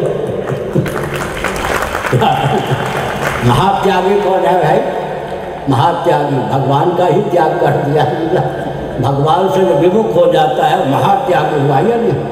भव का त्याग करने वाला छोटा त्यागी, केवल त्यागी, भगवान का ही त्याग करने वाला महात्यागी। यही संस्पर्शजा भोगा दुःखयो न एवते अद्यंतवंत कौन्तेय नते सुरमते बुधा शक्नोति है यस्वधुम प्राप्सरित विमोक्षणात् कामक्रोधो भवम वेगम युक्ता स सुखी नरा। भगवान ने संतुलन करके 5वें अध्याय में बताया, एक को अक्षय दुख मिलता है, महात्यागियों को अक्षय दुख मिलता है और त्यागियों को अक्षय सुख मिलता है। एक ने भगवान का ही त्याग कर दिया है। भगवान का त्याग कोई कर सकता नहीं। क्या है? घटाकाश महाकाश का त्याग कैसे करेगा? जल तरंग चाहे भी तो जल का त्याग कैसे करेगा? लेकिन भगवान की उपेक्षा कर देना, भगवान का भजन न करना, मनुष्य जीवन प्राप्त होने पर भी भगवान में मनोनिवेश न करना, यही मानो भगवान का त्याग हो गया। इसलिए मैंने कहा भव का त्याग करने पे भव मिलता ही है, घाटा नहीं होता। 5-7 दिन पहले मैंने क्या कहा था? जो जिससे अनासक्त होता है, विरक्त होता है, वो उसका अधिपति हो जाता है। हम लोग घाटे में हैं क्या? ये बाबा लोग घाटे में हैं क्या? सचमुच से किसी ने भव का त्याग किया भगवान के लिए, भव कहाँ जाएगा भी? छाया कहाँ जाएगी? काया का अनुगमन करेगी ही। भव का त्याग करने वाला, भगवान के नाम पर भव का त्याग करने वाला भव को तो प्राप्त कर ही लेगा, भव का अधिपति हो जाएगा। और भगवान का त्याग करने वाला भव के नाम पर भव के अधीन हो जाएगा। आपूर्यमाण मतलब प्रतिष्ठम समुद्र माप प्रविशंति यद्वत् तद्वत् कामायम प्रविशंति सर्वे सशांति माप्नोति न काम कामी। इसका अनुवाद किया तुलसीदास जी ने। जिम सरिता सागर मह जाहिम यद्यपिता ही कामना नाही, किम सुख संपत्ति बिनहि बुलाए धर्मशील पान जाहि सुहाए। समुद्र अपनी महिमा में प्रतिष्ठित रहता है, बहुत ऊंची बात है। आप स्टेशन पर जाइए, एक लिखा हुआ मिलेगा इतने मीटर की ऊंचाई, कहाँ से मापदंड? समुद्र के सतह को ही प्रमाण मानकर माउंट एवरेस्ट की अमुक स्टेशन की इतनी ऊंचाई लिखते हैं या नहीं? ऐसे ही प्रश्न होता है। आपूर्यमाण मतलब प्रतिष्ठम समुद्र मापा, समुद्र अपने आप में सबसे नीचा, समुद्र का स्तर नीचा है, ऊपर की जो भी जल धारा है वहाँ जाने के लिए अपने को तृणादप सुनीचे ना, नीचा रखना क्या है? सबका विलय स्थान होना, अहंकार होना क्या हुआ जी? अहंकारी जो होता है सबकी लात खाता है, जो अपने आप को नीचा रखता है सबका विलय स्थान हो जाता है। समुद्र ने अपने आप को नीचा रखा है और भरपूर है, कामना नहीं है जल की, लेकिन कामना न होने पर भी जो ऊर्ध्व जलधाराएँ हैं उसमें प्राप्त होने के लिए, उसके अग्रसर होने के लिए, उन्मुख होने के लिए बाध्य हैं। तो जो संत महात्मा होते हैं या घर में रह कर के भी अनासक्त होते हैं, वो घाटे में नहीं रहते, क्योंकि अनासक्त जो होता है जिन विभूतियों से संपदाओं से अनासक्त होता है उनका वो अधिपति हो जाता है। जो ब्रह्मलोक तक से वैराग्य होता है वो ब्रह्मलोक का भी नियामक हो जाता है, अधिपति होता है। श्रीमन नारायण जो है वो ब्रह्मा जी और ब्रह्मलोक के भी नियामक हैं या नहीं? श्रीमन नारायण ब्रह्मलोक और ब्रह्मा जी के भी नियामक हैं। देवराज इंद्र अवर जितने देवी देवता हैं उन सब के नियामक हैं। अब तक के प्रवचन का सार क्या निकला? भगवान के भजन के लिए जीवन समर्पित होना चाहिए। मैं संकेत कर दूँ, यत् करोसि यदश्नासि यत् जोहोसि ददासि यत् तपस्यसि कौन्तेय तत्पुरुषमदर्पणम्। घाटा कुछ नहीं है। तदर्थे खिल चेष्टितम श्रीमद्भागवत एकादश स्कंध। सनातन धर्मी जो आप हैं, हम हैं, हमारे यहाँ भोजन क्यों बनता है और भोजन क्या बनना चाहिए दोनों में? अगर घर में बाल गोपाल हैं, राम जी हैं, बुरा ना मानो, हरियाणा है, तो प्याज लहसुन वाली सब्जी देंगे राम जी को, कृष्ण जी को, तो फिर कैसे पाएंगे? मुझे मालूम है, मैं हरियाणा में बहुत रहा हूँ, समझ गए? लहसुन प्याज वाली सब्जी राम जी को, कृष्ण जी को देंगे, स्वयं कैसे पाएंगे भाई? भोग लगा के ही पाएंगे ना, तो वही निवेदित भोजन करिए। हमने संकेत किया हमारे यहाँ वही भोजन बनना चाहिए जो भगवान राम कृष्ण इत्यादि सात्विक गुणातीत देवी देवता हैं उनको लगाने योग्य। समझ गए? भगवान को निवेदित करने योग्य सामग्री ही हमारे है। हम चौका में जाए और बने उसी का हम आस्वादन करें। सच्ची घटना है, एक प्रतिष्ठित व्यक्ति आए वृंदावन के, लोगों ने समझा कि बहुत धनाढ़ हैं, तो क्या बिहारी जी का भोग उन दिनों सामान्य होता था, होटल का भोजन ला के दे दिया। चाहते उन्होंने कहा भगवान का भोग हो ही नहीं सकता। समझ गए? भगवान के भोग का स्वाद ही अलग होता है। भगवान को लगे हुए भोग का स्वाद अलग होता है, होटल के भोजन का स्वाद अलग होता है। एक महात्मा थे निमसारण दंडी स्वामी, कहते थे हिंदू होटल का अर्थ क्या है? हिंदू होटल। हिंदू होटल को हो इधर कर, हिंदू हो तो टल, माने वहाँ मुँह जूठा मत कर। उसका अर्थ क्या हुआ? हमने संकेत किया आहार विहार पर संयम होना चाहिए। युक्ताहार विहारस्य, आहार विहार पर संयम होना चाहिए, खान पान पर संयम होना चाहिए। जहाँ देखो वहाँ मुँह जूठा कर लेना उचित नहीं। हमारे यहाँ भोजन बनता है ठाकुर जी को भोग लगाने की भावना से, है या नहीं? हम सोते कब हैं? ठाकुर जी को, देवी देवताओं को योग निद्रा लाभ करा के हम सोते हैं। तदर्थे खिल चेष्टितम। हम जगते क्यों हैं जी? देवी देवता को योग निद्रा से जगाने के लिए जगते हैं। हम स्नान क्यों करते हैं? ठाकुर जी को स्नान कराने की पात्रता अर्जित करने के लिए करते हैं। हमारे यहाँ पार्थ परमार्थ की सिद्धि के लिए है व्यवहार, पुरुषोत्तम परमात्मा तक पहुँचने के लिए व्यवहार के लिए नहीं, स्वार्थ के लिए नहीं। इसलिए बहुत बढ़िया तुलसीदास ने लिखा, नीति प्रीत स्वार्थ और परमार्थ में सामंजस्य साधिए। भगवान राम के जीवन की विशेषता क्या है सज्जनों?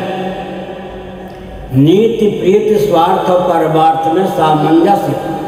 नीति प्रीत स्वार्थ परमार्थ कौन राम सम, या राम बिन जान यथारथ।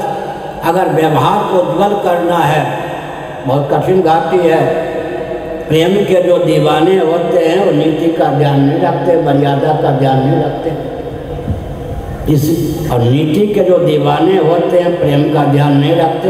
होना क्या चाहिए? जीवन को सुव्यवस्थित करने के लिए नीति और प्रीति में सामंजस्य होना चाहिए। व्यवहार उतारिए इन चीज़ों को, नीति और प्रीति में सामंजस्य होना चाहिए। क्या? नीति और प्रीति में सामंजस्य होना चाहिए। स्वार्थ और परमार्थ में सामंजस्य होना चाहिए। जो व्यक्ति नीति और प्रीति में सामंजस्य साधने में माहिर है, दक्ष है, स्वार्थ और परमार्थ में सामंजस्य साधने में दक्ष है, उसका लौकिक उत्कर्ष भी होता है, पारलौकिक उत्कर्ष भी होता है, उसे परमात्मा की प्राप्ति का मार्ग भी प्रशस्त होता है। अब करें क्या? ये सब तो करने के लिए हमने कहा, फिर भी कम से कम एक हिंदू परिवार 1 घंटा रोज निकाले। संयुक्त परिवार का विलोप हो जाने पर भी, संयुक्त परिवार विखंडित हो जाने पर भी, एक हिंदू परिवार में 5 व्यक्ति तो औसतन होते हैं, माता पिता 2-3 बाल गोपाल सब में। एक हिंदू परिवार से 1 घंटा में 60 मिनट रोज निकले और 1 रुपया रोज निकले, आजकल असंभव है क्या? हरियाणा में तो असंभव नहीं है, कहीं भी नहीं। कल्पना कीजिए 9 हिंदू परिवार इतना दरिद्र है, गरीब है नहीं कि वो 1 रुपया रोज भी नहीं निकाल सकता। 10वां व्यक्ति बंदा खड़ा हो जाए, 9 परिवार के बदले 9 रुपया, अपने परिवार के बदले 1 रुपया, तो अभी तो महीना में उसके 300 ही खर्च होंगे। एक हिंदू परिवार से औसतन 1 रुपया रोज निकले, 1 घंटा रोज निकले, अपने क्षेत्र को, मठ मंदिर को दुर्ग या केंद्र बनाकर अपने क्षेत्र को सुसंस्कृत, सुशिक्षित, सुरक्षित, संपन्न, सेवापरायण, स्वस्थ, सभी तत्पद व्यक्ति और वस्तु की संरचना में लगाइए। एक हिंदू परिवार से 1 रुपया 1 घंटा नित्य निकले, मठ या मंदिर को केंद्र बनाकर, ना हो तो अपने घर को ही केंद्र बनाकर कम से कम उस रुपये का, उस समय का उपयोग अपने क्षेत्र को बुलंद करने में कीजिए, जितना भी हो सकता है या नहीं। मुसलमान कम से कम अगर गिरे हुए नहीं हैं तो कहते हैं हम मुसलमान होते हुए शेख, सैयद, मुगल या पठान कुछ और हैं। क्रिश्चियनों में बहुत भेद है, 70 से अधिक भेद क्रिश्चियनों में है, लेकिन हम क्रिश्चियन पहले हैं। कम्युनिस्टों में कई भेद हैं, लेकिन हम वाममार्गी या दक्षिणपंथी बाद में हैं, हम कम्युनिस्ट हैं। इसी तरह से हम लोगों को समष्टि के साथ व्यष्टि का तालमेल बैठाना चाहिए। हिंदुओं में समष्टि भाव खो गया है, ध्यानपूर्वक सुनिए। मैं पूरा वैदिक वाङ्मय का मंथन करके गुरु गोविंद और ग्रंथ कृपा से एक वाक्य बोलता हूँ। निरुपाधिक धरातल पर मूलता तत्वता मैं सच्चिदानंद स्वरूप ही सिद्ध होता हूँ, ऐसी भावना करें। विद्योपाधिक होकर जगदीश्वर सिद्ध होता हूँ, अविद्योपाधिक होकर जीव सिद्ध होता हूँ।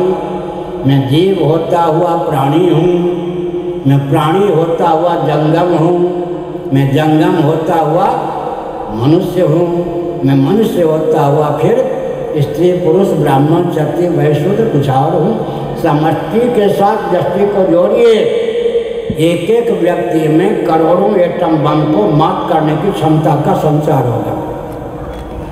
हमारा बहुत पुराना वाक्य है, शब्द है, चलता फिरता आत्म बम। एक एक व्यक्ति, एक एक हिंदू चलता फिरता आत्म बम होगा। मैंने जो वाक्य बताया समष्टि के साथ, ये ताम्र पात्र का मैं उदाहरण देता हूँ। ताम्र धातु इसका उपादान कारण है, मूल मैटर है।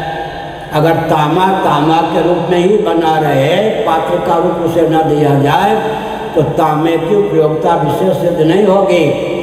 लेकिन अगर कोई सूक्ष्म बुद्धि के द्वारा ताम्र पात्र से ताम्र धातु को कर्षित कर ले, इस पात्र की न सत्ता रहेगी न उपयोगिता। समष्टि के साथ अपने आप को जोड़िए। एक एक हिंदू में करोड़ों एटम बम को भी मात करने की क्षमता होगी, कोई आप पर शासन नहीं कर सकेगा। मैंने क्या कहा? मूलता तत्वता। पहले तो पंजाब में बहुत चलता है कि आज हरियाणा तो मेरे सामने विभाजित हुआ है। 80 ब्रह्म तो से ब्रह्म, तत्वमसि अहं ब्रह्मास्मि का अनुवाद क्या होगा पंजाबी में? 80 ब्रह्म तो से ब्रह्म, यहाँ पहले कहते थे वेदांती लोग। 80 ब्रह्म तो से ब्रह्म। हमने क्या संकेत किया? मूलतः सच्चिदानंद ही हमारा स्वरूप है। औपाधिक धरातल पर विद्योपाधिक होकर विशुद्ध सत्वगुण प्रधाना प्रकृति में तादात्म्य उत्पन्न होकर मैं जगदीश्वर हूँ। अविद्योपाधिक होकर मलिन सत्वगुण प्रधाना प्रकृति में तादात्म्यपन्न होकर मैं जीव हूँ। मैं जीव होता हुआ प्राणी हूँ, प्राणी होता हुआ जंगम हूँ, जंगम होता हुआ मनुष्य हूँ, मनुष्य होता हुआ स्त्री, पुरुष, ब्राह्मण, क्षत्रिय, वैश्य हूँ। समष्टि के साथ व्यष्टि को जोड़ेंगे तो जीवन में एक एक अरब एटम बम को भी मात करने की क्षमता होगी। मैं पौराणिक उदाहरण देता हूँ, सावधान। शौनक जी भोजन करने के लिए बैठे, उनका ध्यान गया कि तेजस्वी कोई ब्राह्मण आ रहा है। उसके हाव भाव से लगता है कि भूखा है, भोजन मांगेगा। भोजन परोसने वाले से उन्होंने क्या कहा, यह व्यक्ति तेजस्वी है लेकिन भूखा लगता है, भोजन मांगेगा, आँख मत तरेड़ना, लाल मत करना, धीरे से संकेत करके मना कर देना, एकदम से मना करना कि शाप न दे। तेजस्वी है, शाप भी दे सकता है। तेजवंत लघु गिनी न रानी, तेजवंत को लघु नहीं गिरना चाहिए। ऐसे हुआ, वो व्यक्ति, उस व्यक्ति ने भोजन मांगा, भोजन न मिलने पर लौटा। क्या बोला मालूम है, तेरे दरवाजे से, तेरे घर से वैश्वानर समष्टि अग्नि में तादात्म्यपन सिद्धार्थ, तेरे दरवाजे से वैश्वानर भूखा जा रहा है। सौनक जी ने कहा बस बस शाप मत दीजिए, आइए मैं आपको अपने सामने बैठाकर भोजन कराता हूँ। आपकी निष्ठा को जानने के लिए मैंने यह अभिनय किया था। आपकी तेजस्विता सिद्ध करती है कि आप उपासक हैं। तेरे दरवाजे से वैश्वानर आज भूखा जा रहा है। इसका मतलब क्या होगा, समष्टि से तादात्म्यपन। सुनिए, हम पर आप पर कोई शरीर की दृष्टि से आपत्ति आवे, वेदांत प्रस्थान के अनुसार भले ही सर्वात्मा समझते हो, शरीर को लेकर भागना चाहेंगे। इतनी बात समझ में आ गई। कोई आपत्ति आवे तो शरीर को लेकर भागना चाहेंगे। विचार के बल पर समष्टि से तादात्म्यपन एकीभूत समझते हुए भी आपत्ति आएगी तो शरीर को लेकर भागना चाहिए। और ब्रह्मा जी पे कोई आपत्ति आ जाए तो ब्रह्मा जी कहाँ भागेंगे, ध्यान गया? ब्रह्मा जी कहाँ भागेंगे जी, ध्यान गया? हमको भूख लगेगी तो भोजन हमारे शरीर के बाहर होगा या नहीं? और हमको प्यास लगेगी तो पानी कहाँ होगा? और ब्रह्मा जी को भूख लग जाए तो उनके शरीर के बाहर तो भोजन मिलेगा उन्हें, ध्यान गया? और ब्रह्मा जी को प्यास लग जाए तो इसका मतलब ब्रह्मा जी को भूख लगती होगी क्या? सकल दृश्य निज उदर वेद तज निद्रा सो वेद योगी विनय पत्र। ध्यान गया? फिर से सुनिए, ये सब चीज़ें सुनने को कम मिलती है, चाहे मिलती ही नहीं होंगी आजकल। हमको भूख लगे तो हमारे शरीर के बाहर भोजन है, हमारी संकीर्ण विचारधारा नहीं। हमको प्यास लगे तो पानी पीने के लिए बाहर पानी है, यह है। अब ब्रह्मा जी को भूख लग जाए, उनके शरीर के बाहर तो चतुर्दश भुवनात्मक ब्रह्मांड है ही नहीं। ब्रह्मा जी को भूख लगती होगी क्या? और ब्रह्मा जी को प्यास लग जाए तो समुद्र आदि भी, मीठा समुद्र सही, क्षीर समुद्र सही, उनके शरीर के बाहर चतुर्दश भुवनात्मक ब्रह्मांड के बाहर क्या पानी मिलेगा? तो ब्रह्मा जी की प्यास का स्वरूप क्या होगा? ब्रह्मा जी की भूख का स्वरूप क्या होगा? ब्रह्मा जी के पानी का स्वरूप क्या होगा? ब्रह्मा जी का अन्न का स्वरूप क्या होगा? दिव्यता हुई या नहीं? तो हमने क्या संकेत किया, हम पर कोई विपत्ति आ जाए शरीर को छोड़ के भागना चाहेंगे, और ब्रह्मा जी पर कोई विपत्ति ही आ जाए, प्रलय का ही समय आ जाए, ब्रह्मा जी कहाँ भागेंगे? भागेंगे क्या? भागने के लिए कोई ठिकाना मिलेगा? हमने संकेत किया समष्टि से तादात्म्यपन जो होता है। अब उदाहरण दे रहा हूँ और 10 मिनट की सीमा में वक्तव्य को विराम भी दूंगा। हो सकता है आपको धूप प्यारी भी हो, धूप घर सताती भी हो। हम तो छाया में बैठे हैं, आप तो धूप में बैठे हैं। वक्ता को श्रोता का भी ध्यान रखना चाहिए। हमने क्या संकेत किया? हमने क्या संकेत किया? हमारा आपका जो जीवन है अपने आप में वसुधैव कुटुम्बकम की व्याख्या है। गरुड़ पुराण के अंतिम अध्याय का अंतिम वचन है, भविष्य पुराण में भी यह वचन है, सर्वेषां मंगलम भूयात् सर्वे भवन्तु सुखिनः सर्वे सन्तु निरामयाः सर्वे भद्राणि पश्यन्तु मा कश्चित् दुःखभाग् भवेत्। महोपनिषद का वचन है वसुधैव कुटुम्बकम। उदार चरिता नाम तो वसुधैव कुटुम्बकम महोपनिषद के 6ठे अध्याय का वचन है। और गरुड़ पुराण के अंतिम अध्याय का अंतिम श्लोक है, सर्वेषां मंगलम भूयात् सर्वे भवन्तु सुखिनः सर्वे सन्तु निरामयाः सर्वे भद्राणि पश्यन्तु मा कश्चित् दुःखभाग् भवेत्। एक ने हमसे पूछा, अभी 1 महीने के लगभग हो गए हम, ध्यानपूर्वक सुनिए। सर्वे भव सुखिना कहते रहिए सब सुखी हो जाएंगे क्या? आपको कहीं से कहीं पूछा था, ध्यान गया? हम कहेंगे सर्वे भव सुखिना, सर्वेषां मंगलम भूयात्, तो किसी ने प्रश्न कर दिया सब सुखी हो जाएंगे क्या? आप कहते रहिए सर्वे भव सुखिना, सब सुखी हो जाएंगे। जिन पे दुख का पहाड़ टपकता है टूटना टूटता ही रहेगा, दुखी रहेंगे। इसका उत्तर हमने क्या दिया मालूम है? सच्ची बात, मेरी भावना है गंगा जी अविरल निर्मल मौलिक स्वरूप को प्राप्त करें। मैं किसी पार्टी का नहीं हूँ, दल का नहीं हूँ, तो मालूम है राजीव गांधी जी ने विदेशों से प्रेरणा लेकर के भारत में गंदे जल को गंगा इत्यादि नदियों में डलवाना शुरू किया। गंगा तो अंग्रेजों ने निकलवाया था, कि गंदा जल जो डालना शुरू किया बाहर की शिक्षा लेकर। हमने क्या संकेत किया? हमने संकेत किया क्या संकेत किया हमने? बहुत विचित्र बात है। विचित्र बात क्या है कि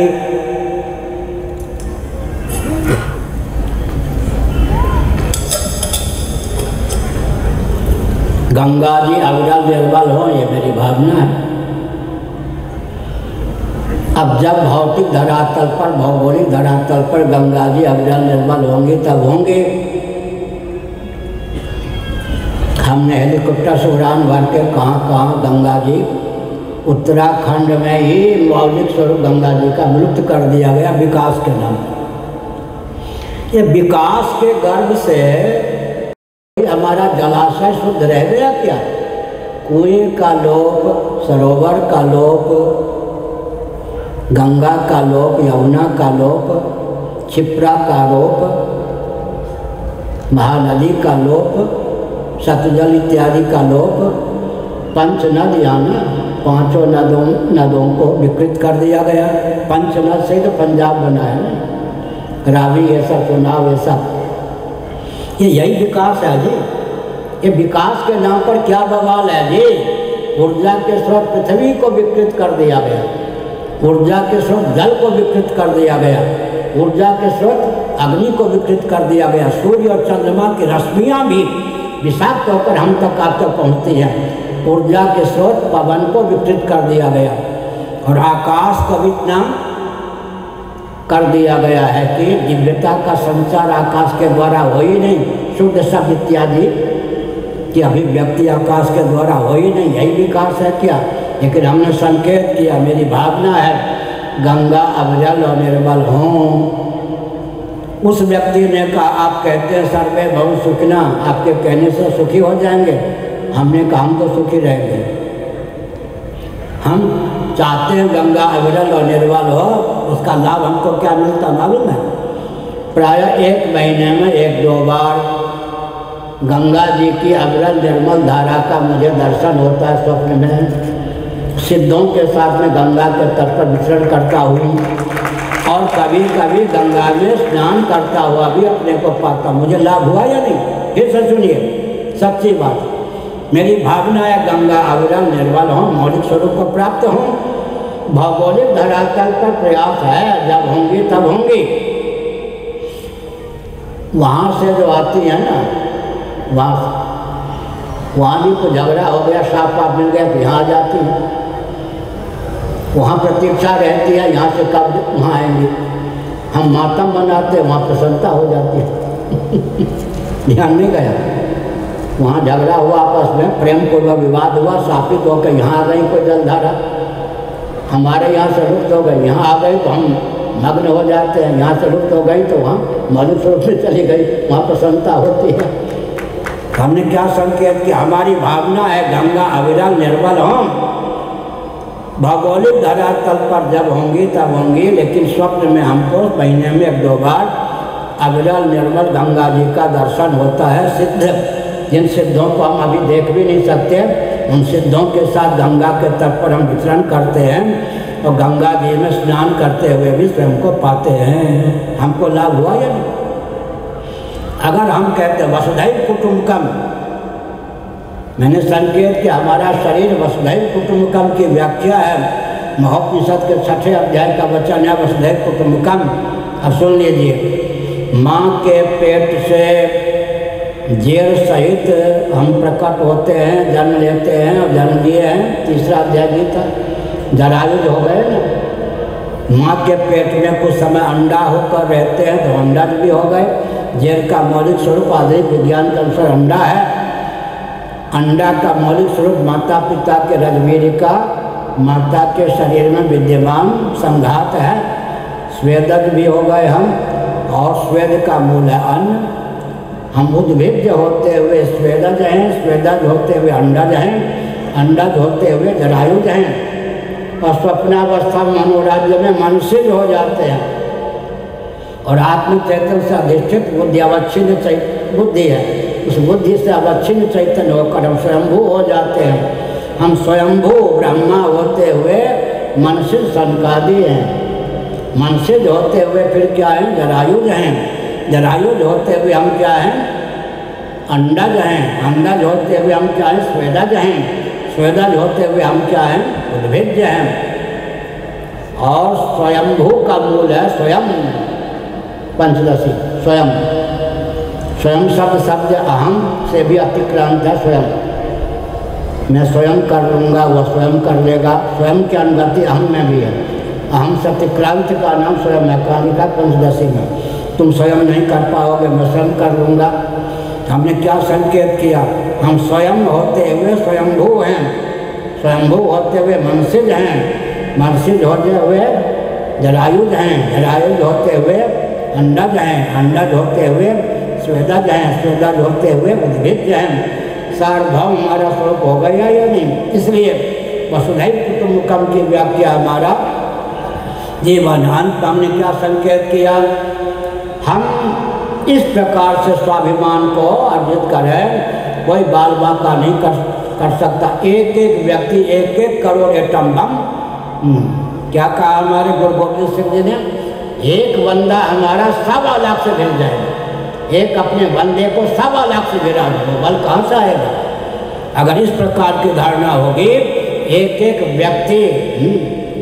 व्यक्ति में अरबों एटम बम को भी तिरस्कृत करने, अरबों वृत्रासुर इत्यादि को माफ करने की क्षमता आ जाएगी। हमने संकेत किया। इसलिए आत्मबम होने की आवश्यकता है।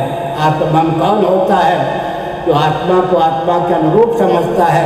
पृथ्वी से अतीत, जल से अतीत, अग्नि से अतीत, वायु से अतीत, आकाश से अतीत, अहम से अतीत, महक से अतीत, अव्यक्त से अतीत जो अपने स्वरूप को समझता है। अन्नमय कोश से अतीत, प्राणमय कोश से अतीत, मनोमय कोश से अतीत, विज्ञानमय कोश से अतीत, आनंदमय कोश से अतीत जो अपने को समझता है, सबका नियामक हो जाता है। व्यावहारिक धरातल पर हमने कहा, एक हिंदू परिवार से 1 रुपया रोज, 1 घंटा रोज निकले, वो रुपया मुझे मत दीजिए, वो समय मुझे मत दीजिए। अपने क्षेत्र को हर प्रकार से सुसंस्कृत, सुशिक्षित, सुरक्षित, संपन्न, सेवापरायण, स्वस्थ बनाने में लगाइए। अब 2 मिनट में विकास की परिभाषा सुन लीजिए। आजकल विकास विकास विकास तो मेरे मन में भी एक महीना पहले भाव आया। मैं भी विकास की चर्चा करता हूँ। विकास की परिभाषा तो पहले दे दूँ। तो वेदांत शास्त्रियों की कृपा से, गुरुओं की कृपा से, गोविंद कृपा से विकास की परिभाषा दी। भोग मोक्ष के अविरुद्ध और अनुकूल वस्तु और व्यक्ति की उद्भावना का नाम विकास है। विकास और राजनीति की परिभाषा अलग अलग नहीं। हमारे एक वाक्य को संयुक्त राष्ट्र संघ के महासचिव ने अपने शब्दों में उद्भाषित किया। आप विकास को परिभाषित करते समय पर्यावरण को मत भूलिए। सुसंस्कृत, सुशिक्षित, सुरक्षित, संपन्न, सेवापरायण, स्वस्थ, सर्वहितप्रद वस्तु और व्यक्ति की संरचना राजनीति और विकास की परिभाषा है। भोग और मोक्ष के विरुद्ध वस्तु और व्यक्ति को भावना विकास की परिभाषा है। श्री राम जय राम, जय जय राम, श्री राम जय। हाँ, अब लेफ्ट राइट क्विक बार की शैली में फौजी ऑर्डर में 3 बार नाम लेंगे। एक भगवान का स्वरूप प्रधान नाम है शिव, दूसरा स्वभाव प्रधान नाम है शंकर, तीसरा प्रभाव प्रधान नाम है प्रलयंकर। अग्नि का स्वरूप है प्रकाश और दाह। अग्नि का स्वभाव है प्रकाश और दाह को विकीर्ण करना। अग्नि का प्रभाव क्या है? जला देना और अंधकार को दूर कर देना। ऐसे भगवान के 3 नाम हैं, शिव शंकर प्रलयंकर। शिव स्वरूप प्रधान नाम है, शंकर स्वभाव प्रधान नाम है, प्रलयंकर प्रभाव प्रधान नाम है। शिव का अर्थ होता है कल्याण स्वरूप, शंकर का अर्थ होता है कल्याण की वर्षा करने वाले, प्रलयंकर का अर्थ होता है दैविक भौतिकता को नष्ट करने वाले। 3 बार लेफ्ट राइट टुक बार की शैली में फौजी ऑर्डर में शिव शंकर प्रलयंकर, शिव शंकर प्रलयंकर, शिव शंकर प्रलयंकर। हिंदू शब्द से डरिए मत, हीनता का अपनोदन करने वाला, हीनता, दरिद्रता, मलिनता, संकीर्णता को दूर करने वाला हिंदू। गर्व से कहे हम हिंदू हैं। भारत हिंदू राष्ट्र के रूप में उद्भासित है, इसके लिए हरियाणा से आवाज़ बुलंद है, हर हर महादेव।